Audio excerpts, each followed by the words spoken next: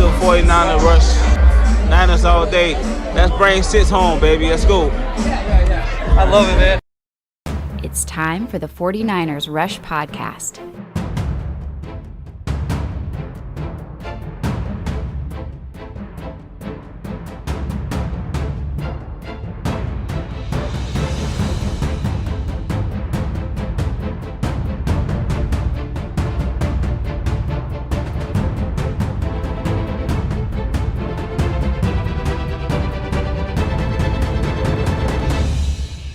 And here's your host, John Chapman. What is going on, 49ers faithful? It is incredible to be with you. And not only is this a great podcast because of all the content that we've put together, and it is plentiful, it is packed as full as it can get, like a Thanksgiving Day dinner. That is what we have for you today. So buckle up, we got a lot here. But this is also another milestone. This is what we do here. This is episode 450, 450, baby. That's a lot of episodes. I've talked to you guys a couple times over these last 6 years, and I love it. Just want to say thank you for all the support. And what we're going to do, we're going to dive into this game. Just finished an hour-plus long offensive film breakdown over the win of the 49ers against the Rams. Loaded that up over on Patreon. Again, if you haven't yet, that's the place to be. Good gosh. Patreon.com, 49ers Rush Podcast. But we're going to talk about that. And I'll tell you, my first overall thing whenever I hit stopped on the record button was, holy freaking cow.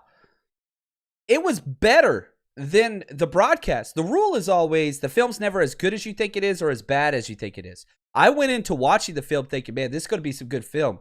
And I walked away being like, ooh, it was better. There was one play, and again, Juan Solis, the beautiful Juan Solis. We'll get some clips cut up for you guys and share some with you. But if you want that full hour-long breakdown, you got to head over there. I just can't load it every week. I can't do it, all of it there. But man, film was incredible. We're going to be going over grades. We're going to be hearing from a lot of the players. We've got, Coach Shanahan. We've got Kittle. We've got Bosa. We got Jimmy. We got Debo. And the conversation is going to take place. As always, if you have a question, please tag me so that I can help get that question out in front of everybody else, and we can create this dialogue to better understand things that are going on with this team. Sean, he comes out and says, man, make that hype video every week. Yeah, man, I felt it a little bit. And obviously, 49ers didn't watch it. I wish they would. But, yeah, man, you got to get in the mode, right? You got to get... At some point, the reason, okay, why do we love football? Why are we not all, soccer or baseball or basketball fans? I love those sports, any sport. I don't care if it's freaking cricket, badminton. You showing me competition, I'm in. But what is it about football that makes us drawn, right? 1, it's the ultimate team sport. 2, it's violent as hell. 3, the community. The fact that we're here together, right? I get to hang out with all these awesome people. We get to talk football 450 times about this team that we love so passionately. And man, they rip our hearts out, don't they? The bad, the terrible, the Chip Kelly times, right? The Tom Sula times, but we also got the Steve Young times, right? The Bill Walsh times. And now we're in this new time that's kind of limbo. Sometimes we're good, sometimes we're bad. You look at our record, 4-5, that's where we're at. But this sport, this team, it brings us together and builds that community. And that's what this is about. Adam, thank you for the gift, man. He says, do you think Mitchell's finger will keep him out? Okay, this is the question of the day. Elijah Mitchell, being as damn good as he was, and he was incredible, he broke his finger at some point in the game and just kept playing. Dude's certified badass in my book. He's incredible. Now, the issue is this. Might have to have surgery. Can you be out with that? There are certain positions in football that you can play with the broken finger. We all remember like the club, Patrick Willis and all that stuff, D lineman. You can have that there. Marcel Harris played this year with one, right? Running back's a little bit different.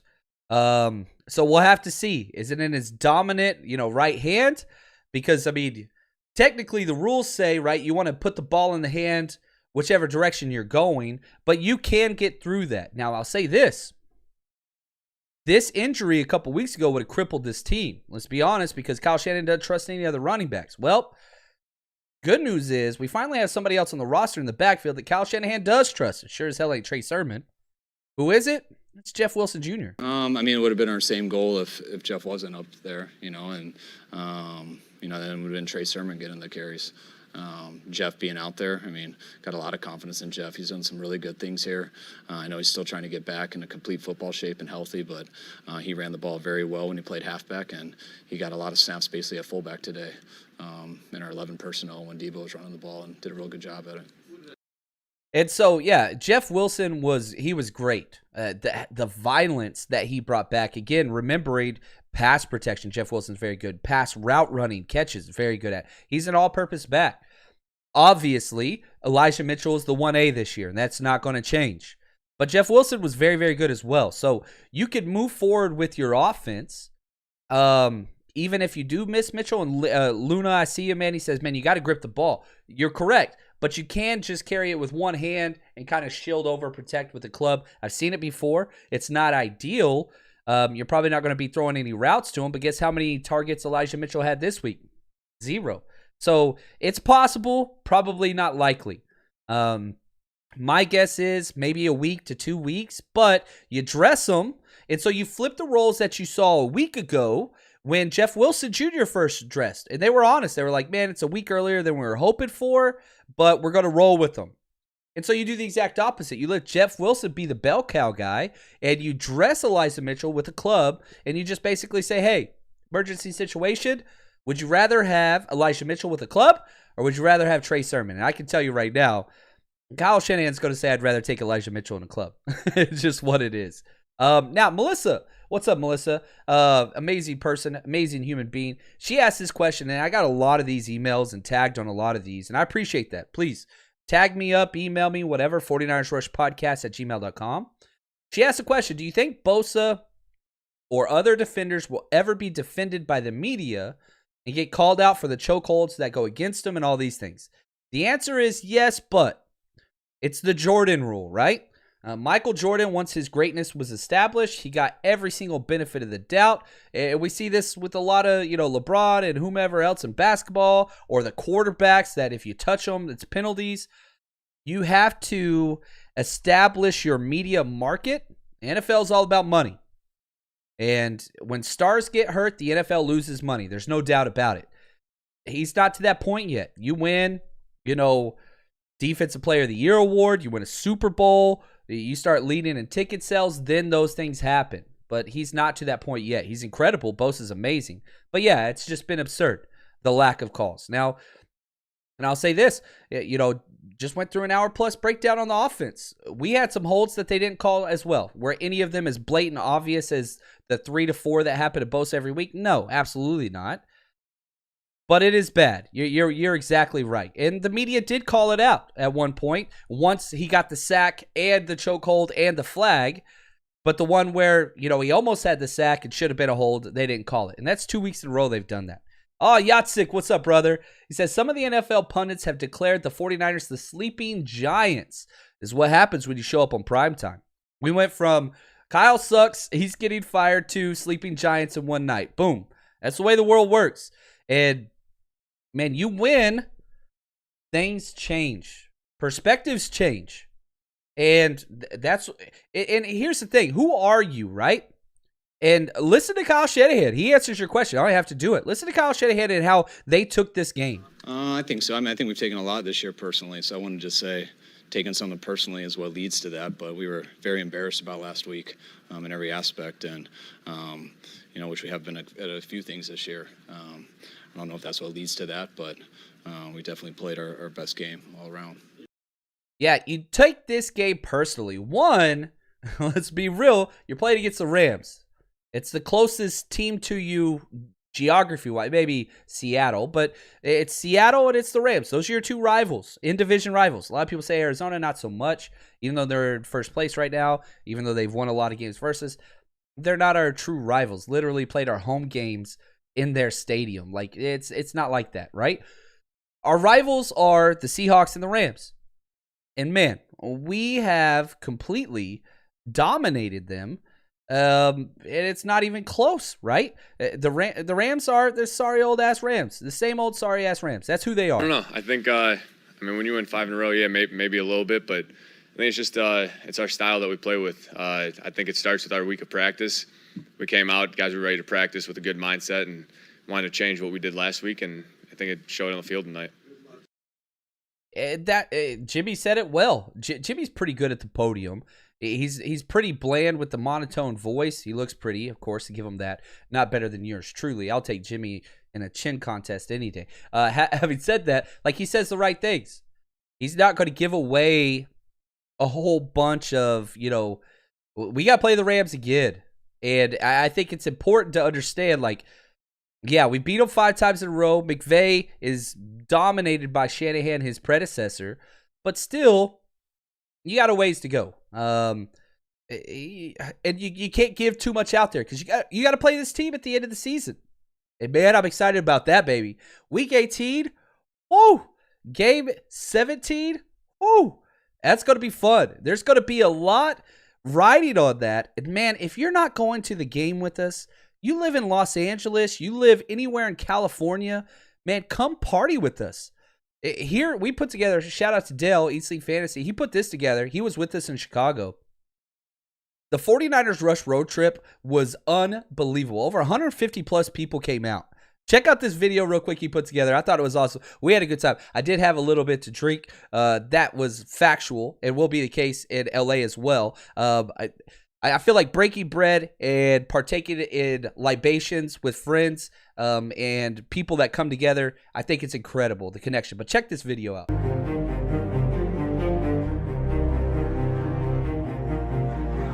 Being part of the faithful, it looks like this. This is what it looks like. We are better than so many other families because of this. We show up, we show out, faithful then, faithful now.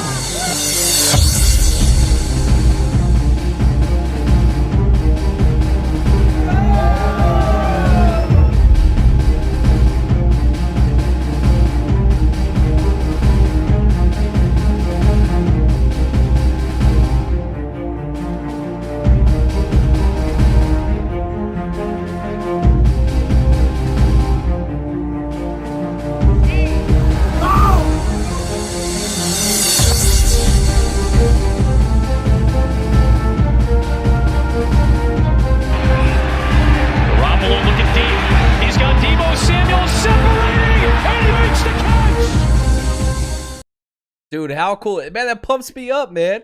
Like, what is this sport if we don't celebrate this together? And, man, again, let me just be honest. We had over 150 people come out. We had 120 capacity in Chicago, which means the people that had to buy their tickets, you go to 49ersrushroadtrip.com.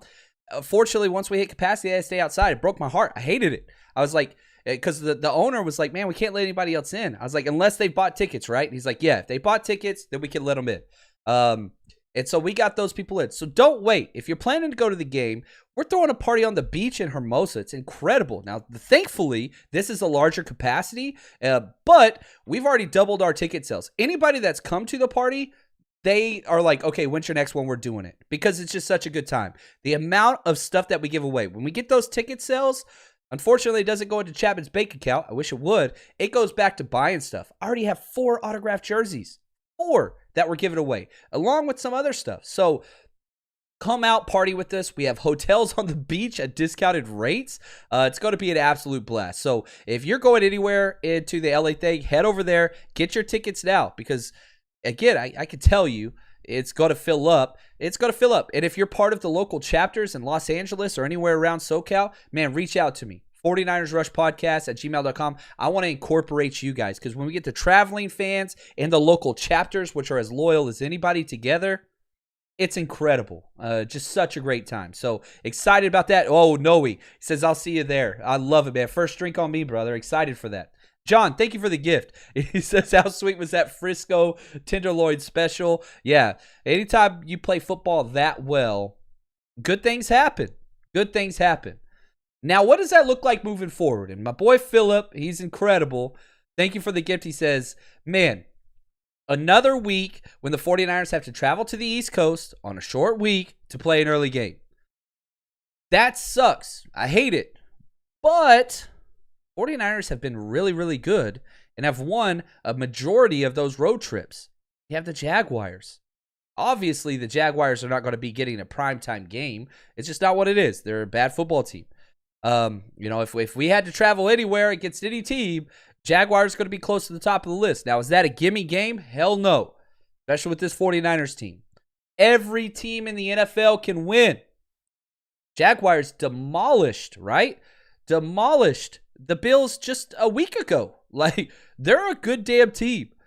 So, like, they're bad in NFL standards, but this is what the NFL wants. The NFL wants crazy upsets, and this year has been as unpredictable as any I've ever imagined, any I remember. It's crazy. Look at the Chiefs. What were they, like 2-4 at one point? Like, good gosh, are you kidding me?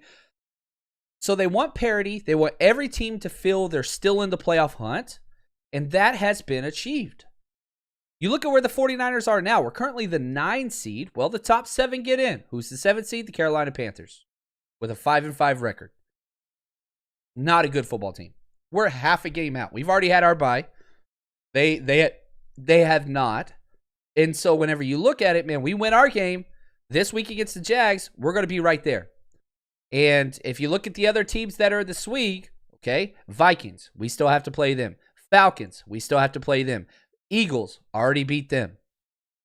So whenever you look at this and you're like, all right, what do we have to do to get to that spot? It's right there. Just as mentioned earlier about the sleeping giants, right?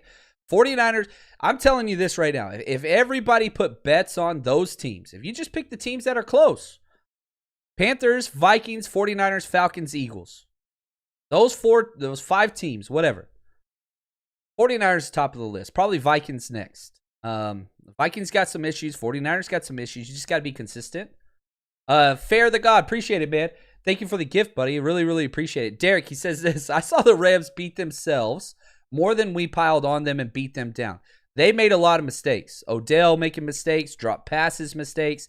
But defensively, that was us. I didn't see a lot of mistakes of them defensively. And again, I went through the entire thing today. We literally had an 18-play drive backed up by an 11-play touchdown drive. 4th and 5 conversion for a touchdown. Offensively, we were fine. Just fine. Now, if you want to talk about defensively, again, I'm breaking down that film tomorrow. Yeah, they made a lot of mistakes. But that's what the NFL is. Teams have down games. Good teams take advantage of that and capitalize on it. Here we go. This is the stat right here. The 49ers have had 0 offensive turnovers where we don't turn the ball over any 3 times this year. Okay? Which are those 3 games? The Rams, which we just saw. Guess what? We won. The Bears, guess what? We won. The Eagles, guess what? We won. That's it. The 3 games that we have won, we had 0 turnovers. So what was that 4th win? Oh, it was against the Lions. Well, they just suck at football. They're a very bad team. And so that's where that is. So you're right. It takes 2 to tango. And did the Rams leave a lot on the field? Yes, they did. No doubt about that, Derek. I think you're spot on. But you can't take away that offensive performance. You really, really can't. It was incredible. It was mistake-free, long drives, kept everything going. And this is one of the things that I thought was really cool. Listen to, we'll start with Nick Bosa because he's awesome. Listen to him talk about complimentary football and what that means, and then we're going to hear the flip side of this from somebody else. Just coming out, starting fast, getting off the field, getting a couple turnovers early, and just getting the momentum going our way. And obviously the offense ran the ball really well, which always helps us, keeps us fresh. That's the thing. So the defense was fresh. Why? Because the offense had long, sustained drives. You remember when we were like 1 for 16 on 3rd and 4th downs? I think that was the first game against the Cardinals. Like, defense was out there nonstop, and defense played probably their best game that time, but they got tired. They had like 5 straight 3-and-outs, but nothing came from it, right? And so that was bad, right? Now, okay, that's Bosa talking about how the offense helped them. Now listen to how the offense was helped because of the defense. Yes. I mean, when you say the goal of the 40, and I almost backtracked it a little bit because that's somewhat unrealistic. But then when we had that many on the first drive, I was like, all right, we got a chance. Let's keep doing this, and we'll see how the other side goes. And the other side did very well, especially when they got the turnovers. But everybody seemed amped up and ready to go. And when you have that long drive, I don't know how many third downs we had on it, but converting those allowed us to just stay with it. Third downs are key, man. And the Niners were dominant on third down. Dominant. 8 for 14. They started off 6 for 6 on third downs. And, I mean, Kittle got 3 third down conversions on the first drive, which was just, it's unreal. And again, like, what did Kyle say? The goal was 40 rush attempts, which is stupid. It's too many. I say all the time, 30 is the key. They hit 40. Listen to Kittle talk about whatever in the team meeting. Kyle told everybody, hey, the goal this week, 40 rush attempts. How did the offense take it? How juiced were you when Kyle said that the goal was to run the ball 40 times? Oh, our whole offense basically stood up and cheered. And that's when you can play a physical game like that, you can dominate. And the only reason you can run the ball 44 times is you have to control the ball. You have to take advantage of the third downs. You have to convert third downs. You got to make plays, and that's what we were able to do all night. Coach Shannon put us in positions to make plays. I thought everybody, played at a high level. Offensive line, wide receivers, tight ends, fullbacks, running backs, the Jimmy. I think we all played really well. He called him the Jimmy. I just think, I don't know, man. There's so much to George Kittle that just brings warmness to everybody's heart. The pancake of Von Miller, golly, dude, just completely baptized that dude into the ground. It was incredible. He was incredible nonstop. Now, let's look at some of these grades offensively, okay? Who stood out? Because the offense, again, I think this is a testament, back to Derek's question, whether the 49ers dominated or did the Rams lay down. Listen to this, okay? The PFF scoring metric, and again, this is just one example. I'm not saying PFF is great or any of those things, but it does do a pretty good job of breaking down the play-by-play, okay? So, if you are above 90, you are elite. You are the best of your position, period. If you are 80 to 90, you are an above average, very good to great starter. 70 to 80, okay, you're a good starter. 60 to 70, you're just a replacement level player. Listen to this. Trent Williams, 93.7, best player in the NFL. George Kittle, 91.7. Debo Samuel, 90.6. So not only do we have 1 or 2 or 3, we have 3 players in the elite level for this game. It doesn't happen. I can't remember the last time we had 3 players with a 90 above score. But it doesn't stop there. Jimmy, 82.1. Ross Dwelly, right, who's been bad. He only got 9 snaps, 80.8. So now you're again, it's just showing you where you are. Brunskill, he had 6th, 65.8 against Aaron Donald. Brunskill always plays great against Donald. I don't understand it. Ayuk, 65.7. Mac, 64.3. Mac had a pretty good game. Now, you go to the opposite side. Okay, let's flip the coin on its head here. The lowest graded offensive players, Laken Tomlinson. I think he had his worst game probably in a few years. And, he usually struggles versus Aaron Donald. And he's been great. He's been a top 5 player for us week in, week out. He struggled. 47.9. Tom Compton, 49.2. Can't be mad at Compton this game. Came in to help off injury, and he did okay. He really did do bad. Gave up 1 sack and, messed up a couple other things, but not too bad. So, offensively, I really don't, I don't know. I think offensively we dominated. That was a winning performance by the offense. I feel that way. And George Kittle, listen to him, man. Why was this week different than past weeks where the offense couldn't get going? It gives me a lot of confidence. And this is the team that, we believe that we have. And we haven't been playing up to that standard. And whether that's not being able to run the ball 30, 40 times or turnovers, the fact that we eliminated the turnovers and we were able to get 2 changes the football game. And it gave us an opportunity to, not take our foot off the gas pedal and just continue to roll.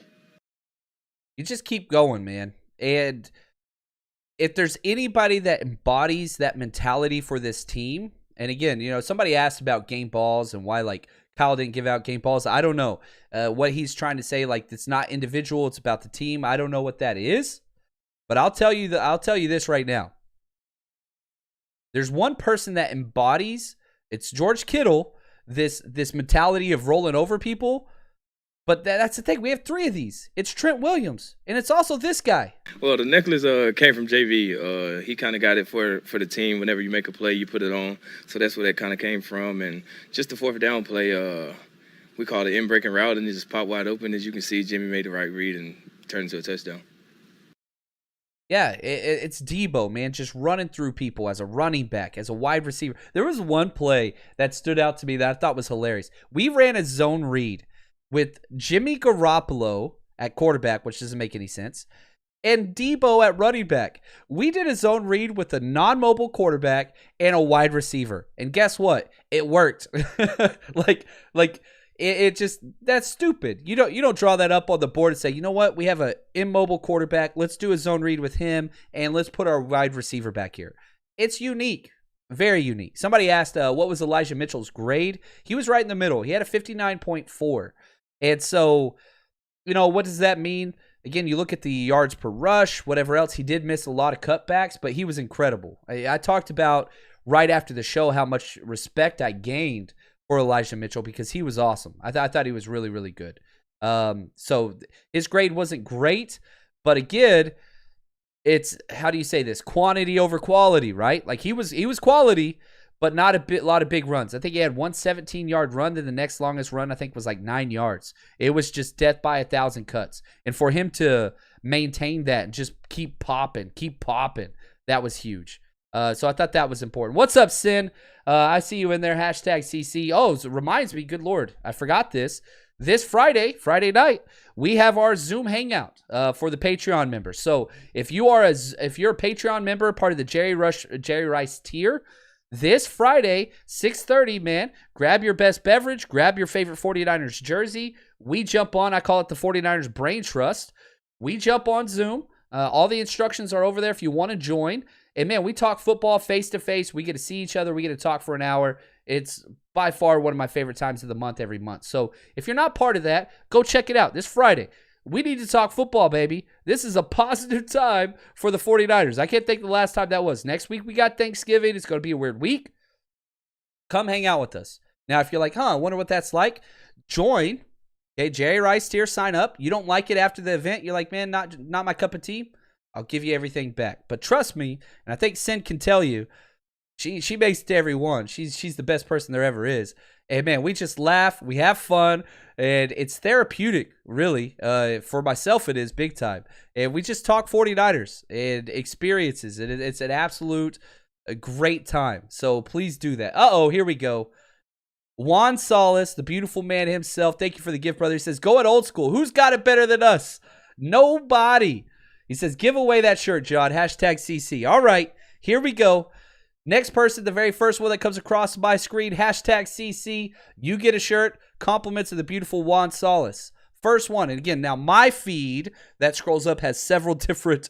We're on Facebook. We're on Instagram. We're on whatever. So it's different for everybody. First person to do #CC gets their shirt. Get them in there. #CC, people. Let's go. There they are. And sure enough, man. Congratulations to Derek Smith. #CC, compliments of the great Juan Solis. Hit me up. Email me, 49ersRushPodcast@gmail.com. You can see the link to the t-shirts in the description of this video if you want. We've got a bunch of really cool Trey Lance stuff in there, whatever else. Pick a shirt, pick a size, pick a color. Email me where you want that sit. We'll get that out to you. Thank you, guys. Appreciate everybody, man.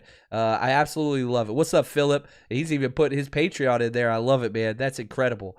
Bobo, thanks for the gift. He said, hope this win is the start of something special. Why could it not be, right? Listen to the schedule. It's pretty damn easy, guys. At Jacksonville, winnable game. Home versus the Vikings. Probably one of the most important games left on the schedule. Usually, you're focusing on division matchups, which are important. But let's be fair. 49ers probably not winning this division this year. Might be out of that one, especially with having 2 losses to the Cardinals. You would have to basically have a full game better record than they do, which is hard because they have 2 losses. We have 5. They'd have to lose 4 more, which I'm not putting that out of the realm of possibility, but probably not the goal. So winning the division, probably not the goal this year. The Vikings game, that is key. Then at Seattle. Seattle's bad. We struggle with them, but they're bad. Then at Cincinnati. They're one of 2 teams with a winning record that we have left. That's it. Falcons. They're one of the games, again, I would probably say second most important game on the schedule. They're one of the ones fighting for that number 7 spot. Then the week of Christmas at Tennessee. That's going to be a tough game. Right now, they're the number 1 seed in the AFC. They're playing some good ball. Then we got the Houston Texans. Are you kidding me? Tell me that's not a winnable game. Outside of the Lions, they're that bad. And then we end the season back where we started this episode at Los Angeles, and we're going to be there for that. It's going to come down to that game, guys. I'm telling you right now. You win that game in Los Angeles, 49ers, if they take care of their business, which I expect them to do, they're going to have a shot at the playoffs, which is crazy, right? Isn't that crazy? With how this team has played, like, we don't deserve it, but I'm very happy with the position we're in. We have an opportunity to go to the playoffs and cause some problems. From S1K, is it just me, or was Jimmy finally thrown in front of our receivers, giving them an actual chance for catch and run? Majority of the time, Jimmy was on fire. I counted 2 bad throws all game. One was to Juwan Jennings across the field with Ramsey trailing. The second one was to Brandon Ayuk running an out route with, guess what, Jalen Ramsey trailing. So his 2 worst passes were trouble areas with Jalen Ramsey. Luckily, they were both incompletions, not turnovers. Jimmy was great. Jimmy has been good to great 3 straight games. The Bears, he was great, right? Then last week when we lost, I would say good against the Cardinals. He had the interception late, whatever. This game, he was great. 12 straight completions to start the game. 6 for 6 on third down passing. Like, yeah, he was good. He was good. From Jay Aguayu. It's amazing when we stay committed to the run and win the turnover battle. It's simple, man. You get those 2 things, you just check it off. Jimmy played a clean game. I'm with you. And, like, a lot of winning football. My biggest thing was with Jimmy Garoppolo was third downs. And he talked about that here. Yeah, I mean, there's a lot that goes into it. I think being good on third down, I mean, I just heard what we were. That really helped everything. Just when we can convert, stay on the field. I've said it before, but when we play complementary football with the defense like we did tonight, it's a good recipe for us. I see people complaining about hope, man. Dude, it's hope, man. I have hope. Why not? In the words of Andy Dufresne, right? He's like, hope's a beautiful thing. That's all we've got sometimes. Red, if you guys don't know what movie, put it there if you know what movie I'm talking about. Red, hope's a dangerous thing. It's not. It's the best of things. And, man, as fans, yeah, we're looking forward long term. Are we winning the Super Bowl this year? Probably not, right? That's not happening. But, damn, I want to be in the playoffs. Why the hell not? I see it, Shot J. Don't give me hope, Hawkeye. It's hope, man. We're serving this. I'm nobody you need to know. Kupp is 162 yards ahead of Debo. Rams have a bye this week. Niners don't. Here's hoping for a big day from Debo. I don't want to take away from Cooper Kupp what he's done. He's been incredible. It's different what Debo has done. And if also, I'll say this. Let's look at what has Debo done on the ground, right?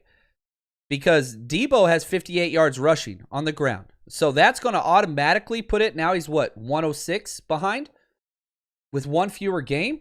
All right, well, let's look at how many yards per game he's receiving, 108.8. So if you add in, I love that. I just did that on the fly. Look at that, smart guy.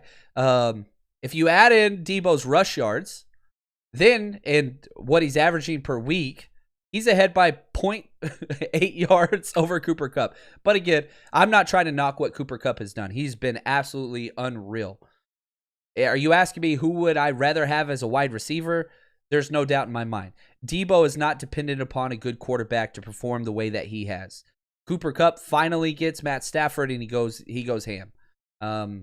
And Kupp's been good. I'm not trying to bash. They're completely different players. Anyway, take that for what you will. Now, real quick before we get to some more questions and some more stuff on there, we got to pay some bills. Here we go. My bookie. More is always better. That's why MyBookie instantly doubles all first-time deposits. With the double your funds, you can then double your action. More importantly, double your wins. So, getting in on the action's never been easier. I can bet all my favorite currencies as well, including cryptos. So, with all that extra scratch, why not get in on the best matchup of the week at MyBookie? Huge Monday Night Football game we're going to be talking about all week with the 49ers and the Rams. Holy cow, it's going to be crazy. But don't wait. Head to mybookie.ag today to redeem your double deposit bonus. All you have to do is use my promo code 49ers, 49ERS. That's it.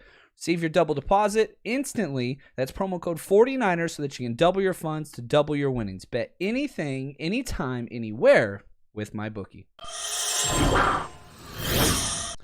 Now, I'll say this. I love that everybody got the Shawshank reference. That makes me very, very happy. Unstable Productions. Awesome tagline, by the way. He says, how does Trey Lance situation look moving forward? Okay, let's be real. It's on pause. It's on pause. With the way Jimmy's played the last 3 games and the fact that Kyle wouldn't even put Trey Lance in when we were up by 21 points with a minute and a half left, he still wouldn't put him in there just to hand the ball off. We're not going to be seeing Trey Lance for a while, guys. Outside of an injury, it's not happening. Is that a bad thing? I don't think so. If we're winning games with Jimmy, I'm 100% happy. Is Trey developing at the speed and rate that we want to? We don't know. We don't know. I've said this multiple times. We could have Asante Samuel Jr. on our roster. We wouldn't know it because Kyle Shanahan will not play any rookies. Every single rookie has got their opportunity only because of injuries, right? Elijah Mitchell. Yeah. Once Mostert went down, he went in. Now, it took 4 plays for Mostert to get hurt, so we saw that earlier, and turns out he was amazing. Talanoa. He was awesome in preseason, awesome in training camp, awesome all those things. We didn't see him until when Tart went down. Then we saw him. Jalen Moore, he's been great. When did we see him? Trent went down. Then McGlinchey went down. We still didn't see him. Took another week after that. And he's been great. We only saw him for 1 drive. He was great. He was really, really good. Debo, great in preseason. We don't see him. 1 play he lost. He got hurt 1 play, and that was it. Put him on the shelves. Now, we'll say this, and this is somewhat of a positive from Niner Fan 87. What do you think about Dre Kirkpatrick getting waived? And when can we get rid of Norman? Norman was awful, man. Again, once I get to the film, Norman is never good on film. Let me just say that. Even if you're seeing like interceptions and fumbles, you go watch the film and it's like, man, that's real crappy technique. He got lucky and bailed out. Norman's never been good at film ever, even when he was an all-pro corner.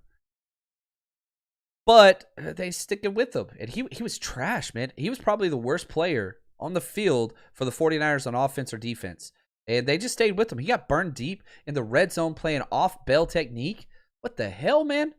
I don't even understand. There were only 15 yards to get burnt by, and he still got burnt. And he still bragged, right? So anyway, Norman and Dre are a different issue. Perhaps, the rookies are making enough strides that they felt like, hey, they surpassed Dre Kirkpatrick, plus he's injured. Let's move forward with them as backups. Norman's going to keep starting. I think it's a huge mistake with all the mistakes he makes. But, you kind of take that and you move forward. But the one thing I will say about the secondary, and man, I can't give this guy enough props. Jimmy freaking Ward. What he did, and the defense was not near as good as the offense. I'll be real. They were good. But again, back to what Derek said earlier. Defensively, if you want to argue that the Rams were bad more than the 49ers were good, I don't have a problem with that. Here's a conversation about Ward and his interception and pick six, both in the first quarter. That was huge. I mean, that's what we knew going into that game. We wanted to make it as physical of a game as possible, and we felt if we did that, it would come down to the turnover battle. And them coming up with 2 was huge, and us being able to protect it, I think, was the difference in the game. I think it was a little more than that, but getting that pick 6 was gigantic. And because, again, it came at a time where their defense was so exhausted. They gave up this long drive. You get a pick 6, and then they got to go right back out there again after that. Like, it was just like they gave up touchdown while they're sitting on the sideline. It's demoralizing. Because you look up and you see 49ers scored 31 points. And if you're a Rams defender, you're like, no, they didn't. Not against us. They only scored 24, right? Like the pride sets in. But hey, it doesn't matter because at the end of the day, guess what? Yeah, that's what it is. And I don't know. I think the way that the 49ers played was awesome. And somebody put in the comments earlier, I'm sorry if I missed it, the 49ers are consistently inconsistent. You are correct. This was by far the most consistent game that we've had all year. Because if you look at the big picture, we had 3 wins, 4 wins total, right? So we won against the Rams, the Bears, the Eagles, and the Lions. We looked very good versus the Lions. We fell apart at the end. So not a complete game. The Eagles, man, we were not good offensively, right? You only score 17 points. That's not on the offense. Like, I remember thinking, golly, I don't want Jimmy to play anymore. Yeah, I don't think he had 1 first down until almost the end of the first half. Like, he was bad. Defense was great. Then you go to the Bears game. Offense was great. Defense was trash. I think the worst defensive performance all year. Then you go to the Rams game, and guess what? We didn't only win offense. We didn't only win defense. We also won special teams. TJ Jones with that incredible stop. You had punts, 2 punts down within the 20. You had the 50-yard field goal right down the middle. You won all 3 phases. Well, that's why you won by 21 points against a team that was favored. So, you got to figure this out. I'm seeing this. Mitchell's going to have surgery. They're going to put a pin in there. We'll see if he can play. I doubt he plays this week. It's possible he dresses in an emergency fashion. We're just going to have to wait and see and hear from some different people on what's going on. So we'll have to see there. But again, as always, I trust Kyle Shanahan with a lot of things whenever he talks. Zero trust whenever it comes to him talking about injuries. So I don't believe anything he says. But some positive news, we should be getting Dre Greenlaw back. I think that's happening, which I think is good. Anyway, appreciate you guys. Hopefully you enjoyed this episode. If you want more 49er stuff, head to Patreon. Good gosh. We've got the hour-plus breakdown that we just finished on the 49ers offense. Tomorrow, I'm going to load the 49ers defensive breakdown. And then Friday, we got our freaking Jerry Rice tier Zoom hangout for over an hour. What else do you want, guys? We got you covered. Appreciate you. You are the absolute best. Thanks for all the support. Episode 450 in the bag, baby. Who's to say another 450 more episodes? That's a long time. It's been a fun 6 years. Hopefully this keeps rolling. But thank you guys, and as always, stay strong, faithful.